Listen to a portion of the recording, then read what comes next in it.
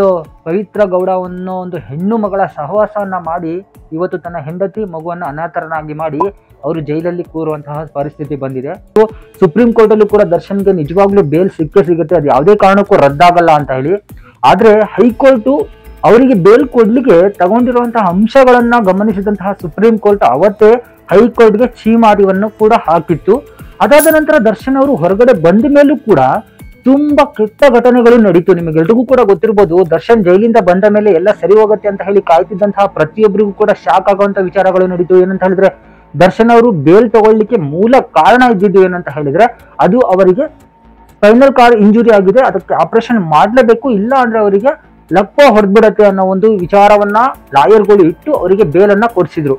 ಅದಕ್ಕೂ ಹಿಂದೆ ಏನಂತ ಹೇಳಿದ್ರೆ, ಜೈಲಲ್ಲಿ ಇರ್ಬೇಕಾದ್ರೆ ದರ್ಶನ್ ಅವರು ಪ್ರತಿಯೊಂದು ಕಡೆ ನಡ್ಕೊಂಡು ಬರ್ಬೇಕಾದ್ರೂ ಕೂಡ ಬೆನ್ನನ್ನ ಹಿಡ್ಕೊಂಡು ಬರ್ತಾ ಇದ್ರು ನಡ್ಕೊಂಡು.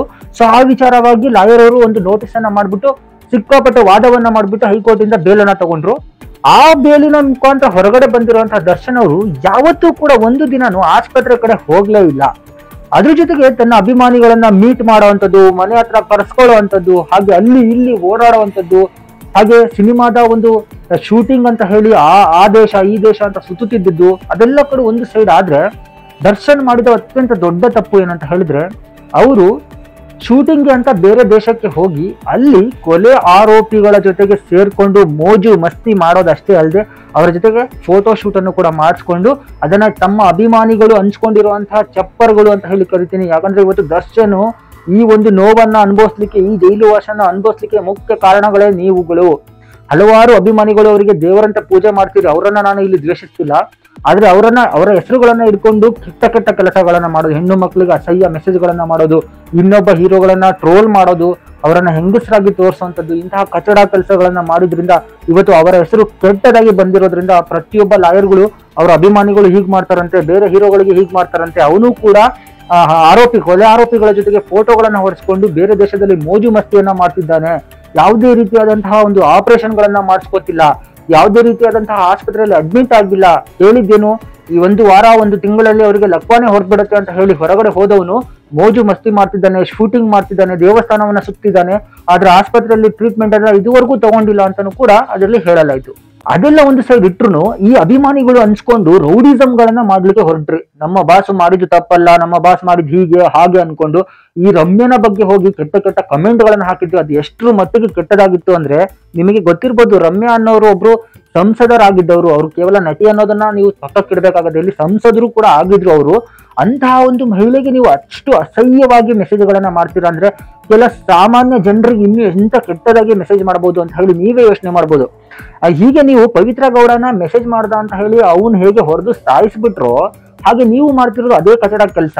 ಈಗ ನಿಮಗೆ ಪೊಲೀಸರು ಅರೆಸ್ಟ್ ಮಾಡ್ಕೊಂಡು ಹೋಗಿ ವಿಚಾರಣೆ ನಡೆಸ್ತಿದ್ರೆ, ಆ ವಿಚಾರಣೆಯ ಸ್ವಲ್ಪ ಅಂಶಗಳನ್ನು ತಕೊಂಡು ಸುಪ್ರೀಂ ಕೋರ್ಟ್ ಅಲ್ಲಿ ಯಾಕೆ ಈ ವಕೀಲರು ಅದನ್ನೇ ಹಿಡ್ಕೊಂಡು ಇವರ ಅಭಿಮಾನಿಗಳು ಇಷ್ಟು ಕೊರ್ಕಿಗಳಾಗಿದ್ದಾರೆ, ಬೇರೆಯವರಿಗೆ ಸತಾಯಿಸ್ತಾರೆ, ಹೆಣ್ಣು ಮಕ್ಕಳಿಗೆ ಮರ್ಯಾದೆನೆ ಕೊಡಲ್ಲ ಅಂತ ಹೇಳಿ ಅವರು ಕೂಡ ಅಲ್ಲಿ ವಾದ ಮಾಡಿ ಹೊರಗಡೆ ನೀವು ಟಾರ್ಚರ್ ಕೊಡ್ತಿರ್ಬೋದು ಅಥವಾ ಹೊರಗಡೆ ಇರುವಂತಹ ಸಾಕ್ಷಿಗಳನ್ನ ನಾಶ ಮಾಡಬಹುದು ಅನ್ನೋ ಒಂದು ಲೆಕ್ಕಾಚಾರನ ಇಟ್ಕೊಂಡಿರ್ತಾರೆ.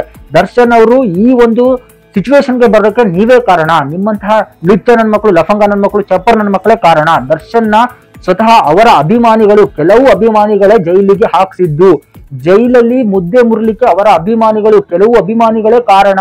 ಎಲ್ಲ ಅಭಿಮಾನಿಗಳಲ್ಲ, ಕೆಲವು ಚಪ್ಪರ್ ನನ್ನ ಮಕ್ಕಳಿದ್ದಾರೆ, ಅವರ ಬಾಸು, ಡಿ ಬಾಸು, ಆ ಬಾಸು ಅನ್ಕೊಂಡು ಅವರನ್ನ ನೆಲಕ್ಕೆ ಹಾಕಿ ಕುಕ್ಕಿ ಮುಗಿಸೇ ಬಿಟ್ರು, ಅವರ ಫ್ಯಾಮಿಲಿನ ಅನಾಥ ಮಾಡೇ ಬಿಟ್ರು.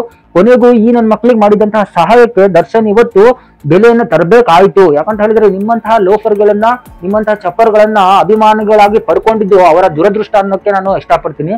ದರ್ಶನ್ನ ತುಂಬಾ ಜನ ಇಡೀ ಫ್ಯಾಮಿಲಿ ಕುತ್ಕೊಂಡು ನೋಡುವಂತ ಸಿನಿಮಾಗಳನ್ನ ಮಾಡ್ತಾನೆ ಅಂತ ಹೇಳಿ ಇಡೀ ಫ್ಯಾಮಿಲಿನೇ ಇಷ್ಟಪಡ್ತದೆ.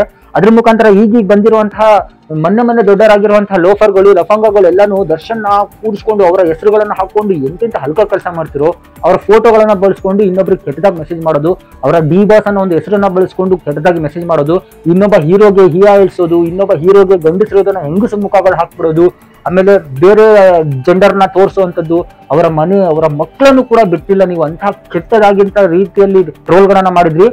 ಆ ಟ್ರೋಲು ನಿಮ್ಮ ಮನೆ ಹೆಣ್ಣು ಮಕ್ಕಳಿಗೆ ಏನೂ ಮಾಡ್ಲಿಲ್ಲ. ದರ್ಶನ್ ಮನೆಯಲ್ಲಿರುವಂತಹ ಅವರ ಹೆಂಡತಿಗೆ, ಅವರ ಅಮ್ಮನಿಗೆ ಇವತ್ತು ಎಷ್ಟು ನೋವು ಕೊಡ್ತಿದೆ ಅಂದ್ರೆ ಅದಕ್ಕೆ ಮೂಲ ಕಾರಣ ನೀವು, ಅವರ ಅಭಿಮಾನಿಗಳು ಹಂಚ್ಕೊಂಡಿರೋ ನೀವುಗಳು. ಇವತ್ತು ದರ್ಶನ್ ಇದನ್ನ ಅನುಭವಿಸ್ಲಿಕ್ಕೆ ಮೂಲ ಕಾರಣನೇ ನೀವುಗಳು. ಇವತ್ತು ಬೇರೆ ಹೀರೋಗಳ ಮನೆಯವರಾಗಿರ್ಬೋದು ಅಥವಾ ಹೀರೋಯಿನ್ಗಳ ಮನೆಯವರಾಗಿರ್ಬೋದು, ಇನ್ನೊಬ್ರು ಹೆಣ್ಣು ಮಕ್ಕಳ ಮನೆಯವರಾಗಿರ್ಬೋದು ಹಾಕಿದಂತಹ ಶಾಪ ನಿಮ್ಮಂತಹ ಲೋಫರ್ಗಳಿಗೆ ತಕ್ಕಲಿಲ್ಲ. ಆದ್ರೆ ಸಾವಿರಾರು ಜನಕ್ಕೆ ಅನ್ನ ಕೊಡ್ತಿದ್ದಂತಹ ಕೈ ಆದಂತಹ ದಾಸ ದರ್ಶನ್ ಅವರು ಇವತ್ತು ಜೈಲನ್ನು ಅನುಭವಿಸೋಕೆ ಮೂಲ ಕಾರಣನೇ ನೀವಾದ್ರಿ. ಅವರು ಮಾಡ್ತಿದ್ದಂತಹ ಕೆಲಸಗಳಿಗೆ ಎಲ್ಲಾದ್ರೂ ಒಂದು ಮೂಗುದಾರವನ್ನ ಹಾಕೋದಾಗಿರ್ಬೋದು, ಅಥವಾ ಹೀಗೆ ಮಾಡಿದ್ದಕ್ಕೆ ನಮ್ಮ ಅಭಿಮತ ಇಲ್ಲ ಅನ್ನೋದಾಗಿರ್ಬೋದು, ಎಲ್ಲೋ ಒಂದ್ ಕಡೆ ಟ್ರೀಟ್ಮೆಂಟ್ ಅನ್ನ ಕೊಡಿಸ್ಕೊತಿರೋದಾಗಿರ್ಬೋದು, ಯಾವ್ದಾದ್ರು ದೇವಸ್ಥಾನಕ್ಕೆ ಹೋಗೋದಾಗಿರ್ಬೋದು, ಮತ್ತೊಂದು ಮಗದೊಂದು ಹೋದಾಗ ಅವರಿಗೆ ಒಳ್ಳೆ ರೀತಿಯಾದಂತಹ ಆಶೀರ್ವಾದ ಮಾಡೋದ್ಬಿಟ್ಟು ಆ ವಿಡಿಯೋ ಕ್ಲಿಪ್ ಗಳನ್ನ ತಗೊಂಡು ಹಾಗೆ ನಮ್ಮ ಬಾಸ್ ಮಾಡ್ದ, ಹೀಗೆ ನಮ್ಮ ಬಾಸ್ ಮಾಡ್ದ, ಯಾರು ಮಾಡದೇ ಇರೋದನ್ನ ನಮ್ಮ ಬಾಸೇನ್ ಮಾಡಿಲ್ಲ ಅನ್ನೋ ಒಂದು ದರ್ಪದ ಮಾತುಗಳನ್ನ ಆಡಿ ಇವತ್ತು ಅವ್ರನ್ನ ಸಂಪೂರ್ಣವಾಗಿ ಜೈಲಲ್ಲೇ ಇರೋ ತರ ಮಾಡ್ಬಿಟ್ಟಿದ್ದೀರಾ. ಇದಕ್ಕೆಲ್ಲ ಮೂಲ ಕಾರಣ ನೀವುಗಳೇ. ಇವತ್ತು ವಿಜಯಲಕ್ಷ್ಮಿ ಏನ್ ಅನುಭವಿಸ್ತಿದಾರೋ ಮುಂದಿನ ದಿನಗಳಲ್ಲಿ ಅನುಭವಿಸಬಾರ್ದಂದ್ರೆ ದಯವಿಟ್ಟು ನಿಮಗೆ ಕೈ ಮುಗಿದು ಕೇಳ್ಕೊತೀನಿ, ಇನ್ನು 6 ತಿಂಗಳ ಕಾಲ ದರ್ಶನ್ ಅವರು ಜೈಲಲ್ಲಿ ಇರ್ಲೇಬೇಕಾಗತ್ತೆ. ಅದಾದ ನಂತರನಾದ್ರೂ ಅವರು ಜೈಲಿಂದ ಹೊರಗಡೆ ಬಂದು ನೆಮ್ಮದಿಯಾದ ಜೀವನ ಮಾಡ್ಲಿ. ದಯವಿಟ್ಟು ಅವರ ಹೆಸರುಗಳನ್ನ ಬಳಸ್ಕೊಂಡು ಫೇಕ್ ಅಕೌಂಟ್ಗಳನ್ನ ಕ್ರಿಯೇಟ್ ಮಾಡಿಕೊಂಡು ಇನ್ನೊಂದು ಹೆಣ್ಣು ಮಕ್ಕಳಿಗಾಗಿರ್ಬೋದು, ಮತ್ತೊಬ್ಬ ಹೀರೋಗಾಗಿರ್ಬೋದು, ಇನ್ನಿತರ ಕಲಾವಿದರಿಗಾಗಿರ್ಬೋದು ಅವಮಾನ ಮಾಡೋದನ್ನ ದಯವಿಟ್ಟು ನಿಲ್ಲಿಸ್ರಿ. ಯಾಕಂದ್ರೆ ಕಲಾವಿದ್ರು ಎಲ್ರು ಕೂಡ ದೇವರ ಸಮಾನ. ಹೆಣ್ಣು ಅಂತ ನಾವು ಮರ್ಯಾದೆ ಕೊಡ್ಲೇಬೇಕು.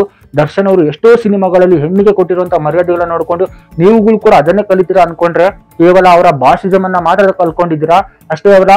ಇವತ್ತು ದರ್ಶನ್ ಅವರು ಯಾವ ಮೀಡಿಯಾಗಳಿಗೆ ಬೈದಿದ್ರು ಆ ಮೀಡಿಯಾಗಳು ದರ್ಶನ್ ಅವರ ಹುರಿದು ತಿಂದು ಹಾಕ್ಬಿಟ್ಟಿದ್ದಾರೆ. ಸೊ ಅವರಿಗೂ ಕೂಡ ಒಂದು ಕಾಲ ಬರ್ತದೆ, ದರ್ಶನ್ ಅವರು ಎಲ್ಲದಕ್ಕೂ ಕೂಡ ಉತ್ತರ ಕೊಡುವಂತ ಕಾಲ ಬರ್ತದೆ.